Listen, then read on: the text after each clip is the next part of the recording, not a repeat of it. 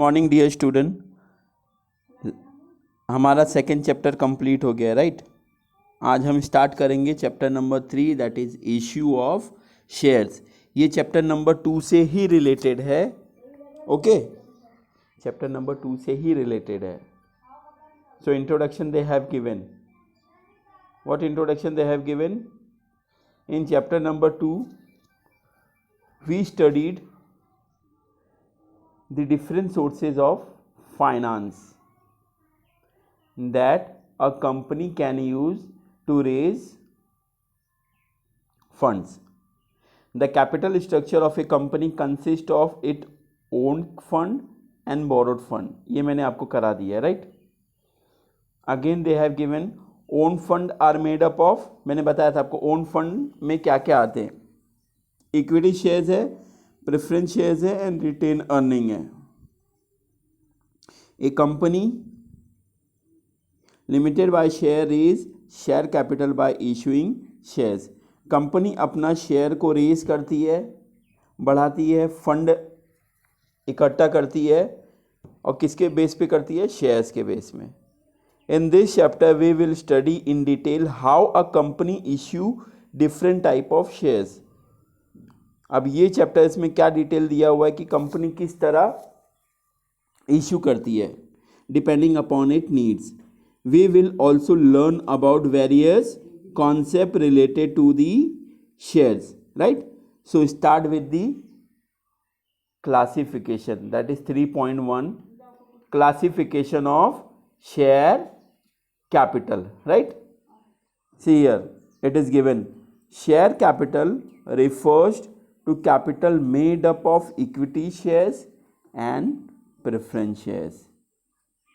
Okay, share capital क्या कहना चाहता है कि इसकी जो कैपिटल होती है किसके बेस पे होती है? इक्विटी शेयर्स के बेस पे होती है और प्रेफरेंस शेयर्स के बेस में होती है right. Preference share usually in the share capital the proportion of equity share is more than the preference shares. अगर हम इसका प्रोपोर्शन करें तो इक्विटी शेयर्स क्या है? प्रेफरेंस शेयर से ज़्यादा होता है right. So they have classified, see here share capital can be classified as, यहाँ पे दिया हुआ देखिए 1 lakh equity shares of ₹10 each is equal to 10 lakh. एक शेयर की वैल्यू 10 रुपया है तो 1 लाख शेयर की वैल्यू हो जाती है 10 लाख बराबर। इसको हम क्या बोलते हैं? ये कंपनी के पास इक्विटी शेयर्स है, ऑथराइज और नॉमिनल और रजिस्टर्ड कैपिटल। इसको हम लोग कंपनी की जो इक्विटी शेयर्स है या तो ऑथराइज कैपिटल बोलेंगे या तो नॉमिनल कैपिटल बोलेंगे या तो रजिस्टर्ड कैपिटल बोलेंगे राइट। अब इसके अंदर ऑथराइज कैपिटल के अंदर इशू कैपिटल यानी कितने पब्लिक लोग ने लिया, कितना कंपनी ने इशू किया, that is 40,000 equity shares of ₹10 each that is 4 lakh right. यानी ये इशू हो गया, कंपनी ने इशू कर दिया है। किसको इशू कर दिया है? इक्विटी शेयर होल्डर्स को। नाउ अनइश्यू कैपिटल जो अभी तक इश्यू नहीं हुआ है, कंपनी ने इश्यू नहीं किया हुआ है, that is 60,000 equity shares of ₹10 each that is 6 lakh right. So 1 lakh equity shares था जिसमें से कंपनी ने 40,000 इक्विटी शेयर इशू कर दिया, बाकी का 60,000 जो इक्विटी शेयर्स है कंपनी ने अभी तक इशू नहीं किया हुआ है, अनइश्यू कैपिटल राइट। अब इशू कैपिटल में भी 2 तरह के होते हैं, एक सब्सक्राइब कैपिटल होता है और एक होता है अनसब्सक्राइब कैपिटल।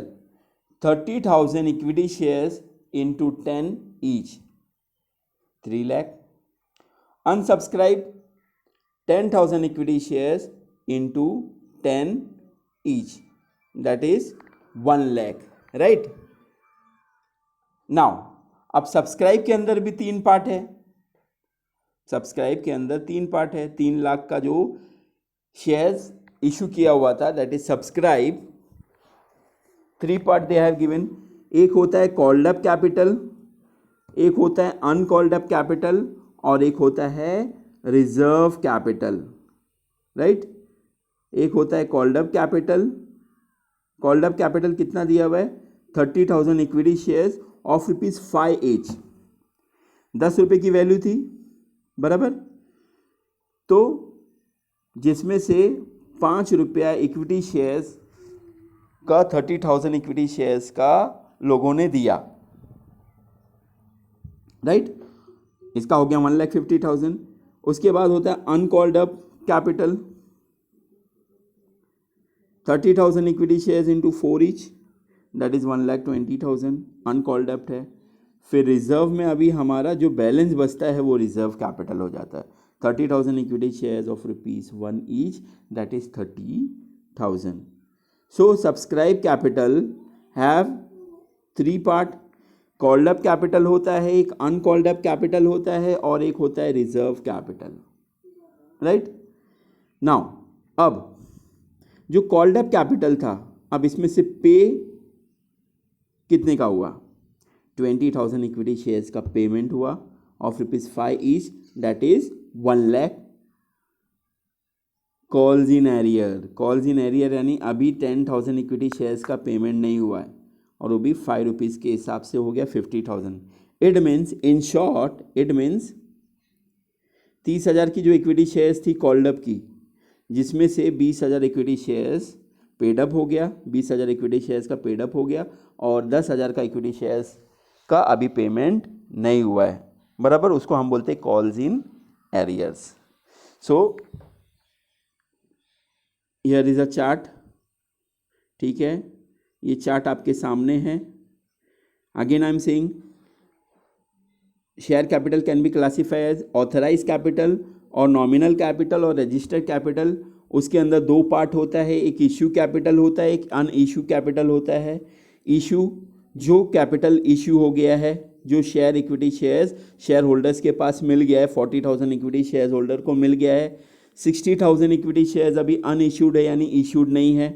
अब इशूड के अंदर भी 2 होता है, एक सब्सक्राइब कैपिटल होता है, एक अनसब्सक्राइब कैपिटल होता है। सब्सक्राइब कैपिटल का मतलब क्या होता है कि कितने लोगों ने सब्सक्राइब किया, कितने लोगों ने फॉर्म भरा और कितने लोगों ने अप्लाई किया और कितने लोगों को शेयर्स मिल गया, बराबर।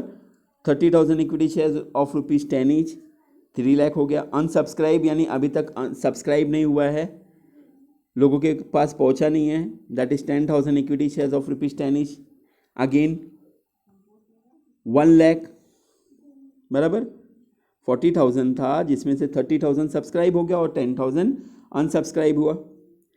अब सब्सक्राइब के अंदर भी मैंने आपको बताया 3 पार्ट है, एक है कॉल्ड अप कैपिटल है, एक अनकॉल्ड अप कैपिटल है, एक रिजर्व कैपिटल है। 30,000 equity shares of ₹5 each, 1,50,000। Uncalled up capital 30,000 equity shares of ₹4 each, 1,20,000, right. See here the price ₹5 है इधर और यहाँ पे ₹4 है, यानी 10 रुपये में से 5 रुपया कॉल्ड अप हो गया और ₹4 अनकॉल्ड अप हुआ। बाकी का जो बैलेंस बचा हुआ है ₹1, दैट इज रिजर्व, वो रिजर्व कैपिटल हो जाता है। Here they have given 30,000 equity shares of ₹10 each, that is 30,000, right. अब कॉल्ड अप कैपिटल में भी 2 है, एक है पेड अप यानी कितना पे हुआ, 20,000 इक्विटी शेयर्स का ₹5 के हिसाब से पेमेंट हो गया। उसी तरह कॉल्स इन एरियर का 10,000 इक्विटी शेयर्स का ₹5 के हिसाब से 50,000 होता है, वो अभी तक पे नहीं हुआ, उसको हम लोग बोलते हैं कॉल्स इन एरियर। अभी तक पैसे कंपनी को नहीं मिला है, उसको हम क्या बोलते हैं कॉल्स इन एरियर्स। नाउ जो मैंने आपको चार्ट में बताया था, they have given description authorise, nominal और registered capital, right. Authorise capital is a maximum capital authorized by memorandum of association that a company can raise by issuing shares. Okay, authorized capital क्यों बोला गया है, यानी company क्या करेगी, company register जब करती है, राइट, रजिस्टर करने के बाद वो ऑथराइज करती है। ऑथराइज किसके बेस पे होता है, जो हमारे मेमोरेंडम में रहता है, मेमोरेंडम ऑफ एसोसिएशन में रहता है उसके हिसाब से वो कैपिटल ऑथराइज होता है, right, for issuing a shares to raise the capital. It is also called as registered capital. इसको हम दूसरा वर्ड बोलते हैं registered capital, as it is mention in the capital clause of memorandum of association, and the company pays stamp duty on this amount at the time of incorporation. यानी stamp duty भी पे कर देती है company जब capital को authorise करती है फंड को रेस करने के लिए, बराबर. तो ये सब करने के लिए उनको स्टैम्प ड्यूटी पे करना पड़ता है और थ्रू मेमोरेंडम ऑफ एसोसिएशन. और कब करना पड़ता है? At the time of incorporation. जब बिजनेस स्टार्ट करते हैं तब लगता है पैसा, तब स्टैम्प ड्यूटी पे करना पड़ता है. Authorise capital is calculated considering the needs of capital of a company at present and in future. Okay, जैसे कि मैंने आपको स्टार्टिंग में बताया था कि 10 लाख था, जिसमें से मैंने आपको बताया था कि कुछ ऑथराइज है कुछ अनऑथराइज है, right. Authorise capital is also called as nominal capital. Authorise capital nominal capital भी बोल सकते हैं हम लोग. As usually a company never issue the entire authorise. यानी ऑथराइज कैपिटल जो रहता है उनके पास वो पूरा इशू नहीं करता है, कुछ पार्ट अन इशू करता है. जैसे मैंने बताया था ऑथराइज कैपिटल में 40,000 अगर इशू किया हुआ है तो 60,000 अभी तक इशू नहीं हुआ है, right. Example also they have given. M Limited company has authorized capital of rupees how much? 10 lakh, which can be divided into 1 lakh equity shares having a face value of rupees 10 each. Okay, 10 lakh authorise किया, 10 रुपये के हिसाब से share की value थी, यानी 1 lakh equity shares company के पास authorise है, right. A company can increase its authorized capital by altering its memorandum of association. जाहिर सी बात है कंपनी अपना जो कैपिटल है ऑथराइज कैपिटल वो बढ़ा सकती है, लेकिन उसको अल्टर करना पड़ेगा. मेमोरेंडम ऑफ एसोसिएशन को थोड़ा चेंज करना पड़ेगा. अल्टर का मतलब होता है चेंज. नाउ फिर बी पार्ट मैंने क्या बोला था? इशू कैपिटल, अन इशू कैपिटल. ऑथराइज में मैंने क्या बताया था? एक इश्यू होता है और एक अन इश्यू कैपिटल होता है, राइट. अब issue capital is that part of authorise capital which is offered by the company to prospective investor for subscription. Thus it is the shares that the company is offering to the public to buy, right. वो होता है issued capital. यानी company offer कर रही है public को कि उसका शेयर्स खरीदे.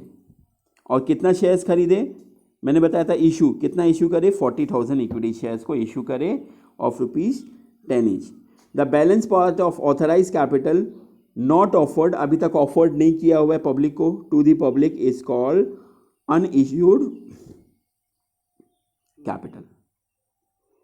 इन future the company can issue shares from the unissued capital. Future में क्या होगा? जो अभी इशू किया हुआ है उसके बाद वाला जो अनइश्यूड है, इन फ्यूचर में वो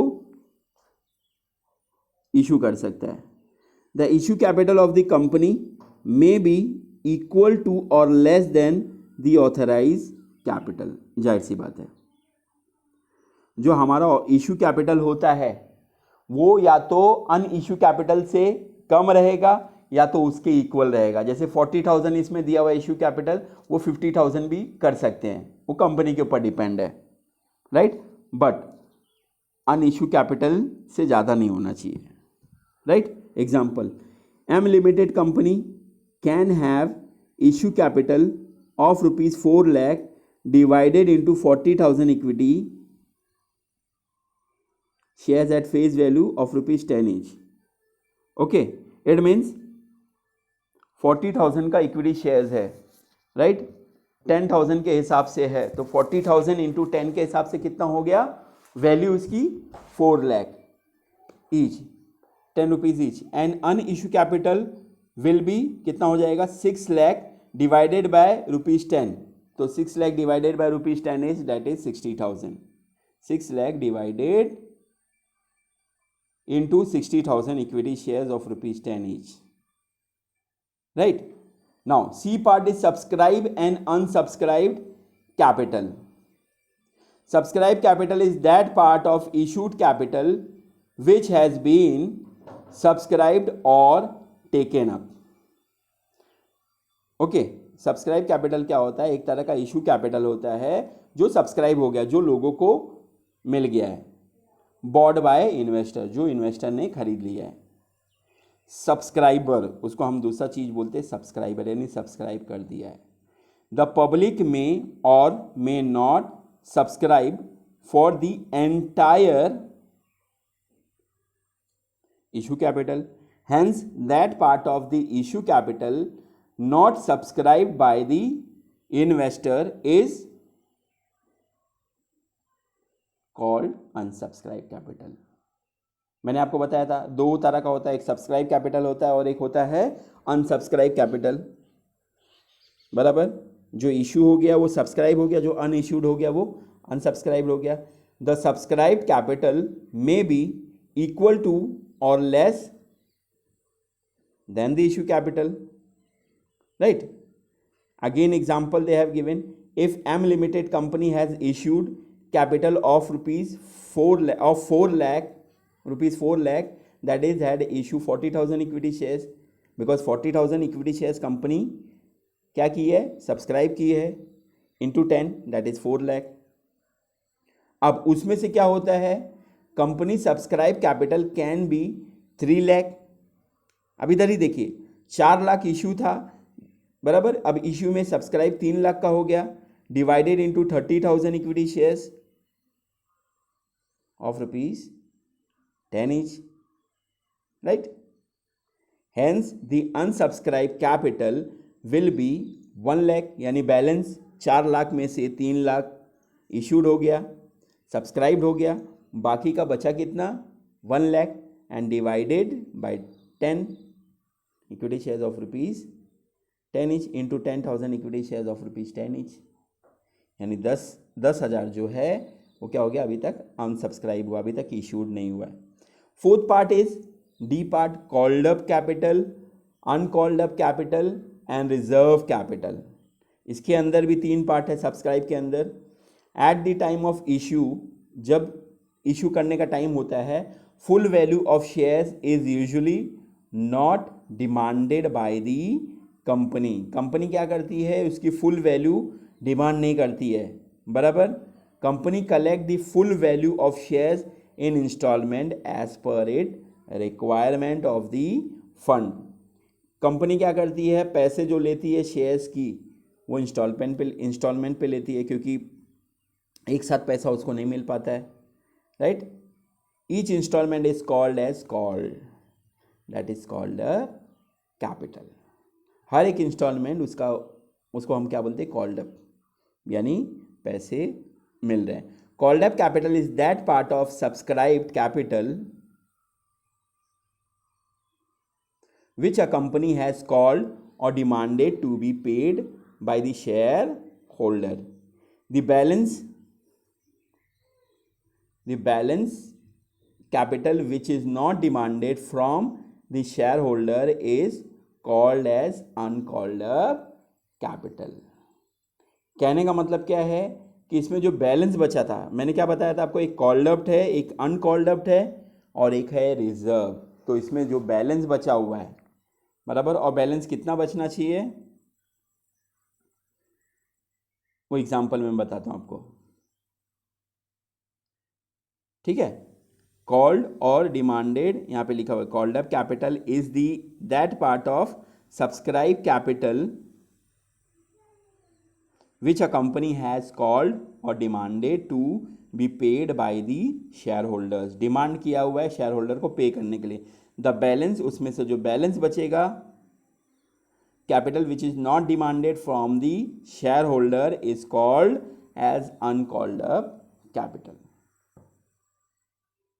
रिजर्व कैपिटल तीसरा पार्ट है, reserve capital is a part of uncalled up capital, एक तरह का अनकॉल्ड कैपिटल ही है.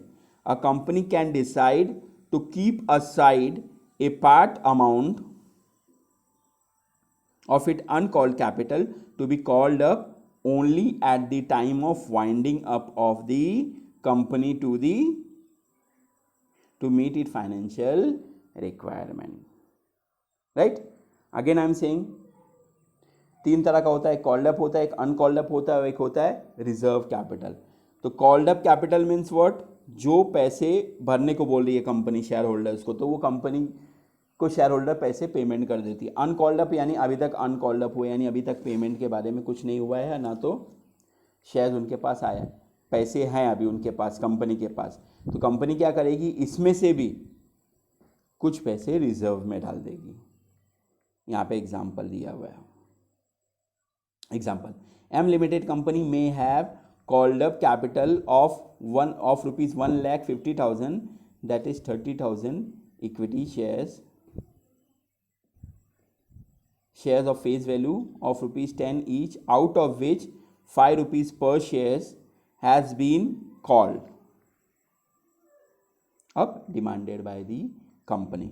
What they want to say, क्या कहना चाहते हैं वो, कि कंपनी के पास जो 1,50,000 that is 30,000 equity shares, right, जो मैंने आपको बताया था, अनसब्सक्राइब बताया था, याद है. अब वो क्या कर रही है, इसकी जो फेस वैल्यू ₹10 है, अब उसने क्या कर दिया है, ईच आउट ऑफ विच 5 पर शेयर्स हैज बीन कॉल्ड, ₹5 के हिसाब से उन्हें कॉल्ड अप किया, demanded by the company. If the company decided to keep ₹1 per shares as capital to be collected at the time of winding up, the reserve capital will be 30,000, that is 30,000 equity shares of ₹10 each, जो ₹10 की value थी, ₹1 पर share is kept a reserve capital, right. क्योंकि इसमें क्या पता है, एक ₹5 है, कॉल्ड अप कैपिटल ₹5 के हिसाब से हो गया, कॉल्ड अप हो गया, देन ₹4 के हिसाब से अनकॉल्ड अप हुआ, राइट. बाकी का जो ₹1 जो फेस वैल्यू ₹10 में से था, 5 4 9 हो गया, बाकी का ₹1 जो बचा वो रिजर्व कैपिटल में चला जाएगा, because reserve capital should be kept aside. Uncalled up capital will B 1,20,000 that is 30,000 equity shares where ₹4 पर share which will be called up in future, जो future में called up होगा. So here they have given called up capital, uncalled up capital and reserve capital. ये मैंने आपको chart में भी बताया, right? Next, paid up capital and calls in arrear. अब जो called up capital था, उसी called up capital में paid up कितने हो गए, बराबर कितने paid up हो गया, और बाकी जो नहीं पेड अप हुआ उसको हम बोलते हैं calls in arrear. Paid up capital is the total amount of money actually paid up by the share holders when the company has called up और डिमांडेड देम टू पे. जब कंपनी कॉल्ड अप करती है और demand करती है पे करने के लिए, किसको, शेयर होल्डर्स को. The amount not paid up by the share holder is called as calls in arrear और अनपेड कॉल. कहने का मतलब जो पेड अप कैपिटल यानी जो कंपनी को पे कर रही है शेयर होल्डर्स, वो तो पे कर ली, लेकिन जो कुछ अमाउंट अगर नहीं पे कर पा रहा है तो उसको हम लोग बोलते हैं कॉल्स इन एरियर, यानी इतना पैसा बाकी है. Every shareholder has to pay calls as and when the company demanded. हर कंपनी का यही रहता है कि जो कॉल्ड अप कैपिटल करती है शेयर होल्डर्स को, तो शेयर होल्डर्स को वो पे करना रहता है. फेलियर टू पे, अगर वो पे नहीं कर पा रहे हैं, the call may lead to forfeiture of shares. अगर शेयर होल्डर पे नहीं कर पा रहा है तो उसका शेयर क्या हो जाएगा, फॉरफीचर. फॉरफीचर का मतलब क्या होता है, कैंसिल कर देंगे शेयर्स, बराबर, और कंपनी क्या कर देगी, अपना शेयर्स ले लेगी. Forfeiture, taking away a shares by the company due to non payment of calls, यानी जो पेमेंट शेयर होल्डर को करना था वो पे नहीं कर पा रही है, तो उसके पैसे, उसके क्या हो जाएगा, शेयर्स को ले लेगी, बराबर, और फॉरफीट हो जाएगी. Example, M Limited company has made a call of rupees 5 per shares. So if all the shareholders have paid the call, then paid up capital will be 1,50,000, that is 30,000 equity shares of rupees 5 each. 30,000 equity shares है, 5 रुपये के हिसाब से है, तो 1,50,000 हो गया. But if for example 10,000 equity shares calls are not paid, कहने का मतलब 30,000 था, उसमें से कुछ अमाउंट जो नहीं 10,000 जो इक्विटी शेयर्स है वो अभी तक पे नहीं हुआ, then the paid up capital will be rupees 1,20,000 equity shares, rupees 5 per shares, and calls in arrear will be 50,000. 10,000 equity shares of rupees 5 per shares. Understood? What I mean to say, जैसे 1,50,000 की जो value थी, बराबर 1,50,000 divide by अगर हम 5 करते हैं तो उसकी वैल्यू यानी 30,000 इक्विटी शेयर्स होता है. कितना होता है? 30,000 इक्विटी शेयर्स. अब इसमें से भी 30,000 इक्विटी शेयर्स में भी 20,000 का इक्विटी शेयर जो कॉल्ड अप किया था वो पे हो गया, पेड अप हो गया, बराबर 20,000 का. बाकी 10,000 का रह गया है. 10,000 इंटू 5 के हिसाब से होता है 50,000, बराबर. वो 50,000 जो नहीं पे कर पाया है उसको हम क्या बोलते हैं? कॉल्स इन एरियर, अभी तक मिला नहीं है, right. So according to the chart I have explain you, chart के बेस पे मैंने आपको एक्सप्लेन कर दिया ये, राइट. चार्ट के बेस पे मैंने आपको एक्सप्लेन कर दिया है. तो आपको क्या करना है? इसको रिवाइज करना है, इसको 2 बार रीड करना है, राइट. 2 बार रीड करना है और लिखना है आपको, राइट. Thank you.